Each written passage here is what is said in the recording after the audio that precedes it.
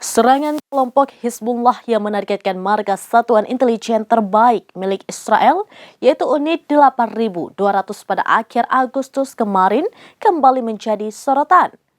Sorotan muncul setelah beberapa narasumber keamanan Eropa baru-baru ini mengklaim bahwa serangan Hizbullah itu sukses.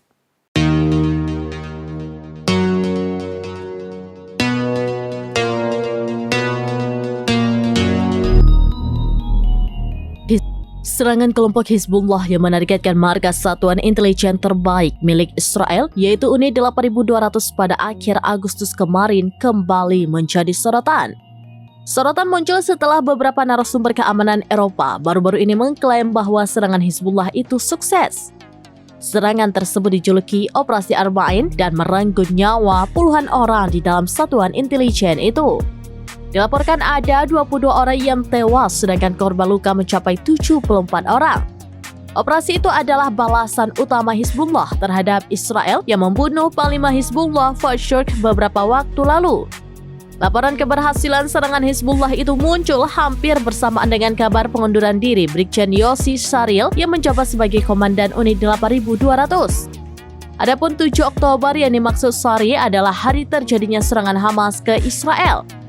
Militer Israel mengumumkan Sharil akan mengundurkan diri pada periode mendatang. Padahal Sharil pada bulan Juli kemarin menolak ide pengunduran diri. Dia menyebut pengunduran diri adalah tindakan pengecut. Israel hingga kini masih membatasi informasi mengenai serangan Hizbullah di markas Unit 8200 yang berada di pangkalan militer Gilon. Pangkalan itu terletak 110 km dari garis biru, yakni garis demarkasi antara Lebanon dan Israel. Letaknya juga hanya 1.500 meter dari pinggiran kota Tel Aviv. Nasrallah menyebut serangan itu terbagi atas 2 tahap.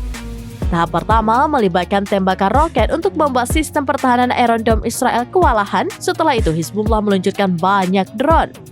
Sebagai informasi, Unit 8200 didirikan tahun 1952 dan disebut Shmoni Matayim dalam bahasa Ibrani.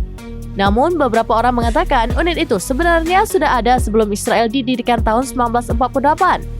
Direktur Kajian Militer di Royal United Service Institute, Peter Roberts, menyebut Unit 8200 sebagai yang terbaik di dunia.